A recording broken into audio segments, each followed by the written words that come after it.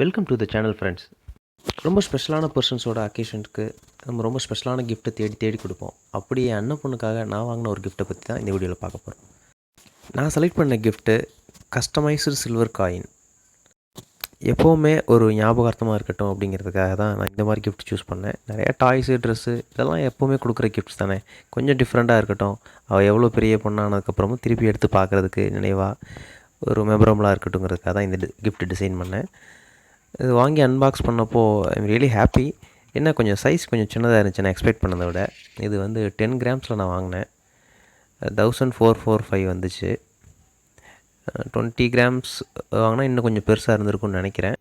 Packing எல்லாமே average தான், but இருந்தாலும் ஓகே தான்.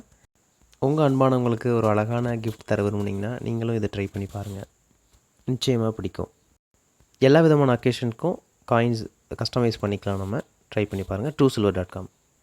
நன்றி நண்பர்களே.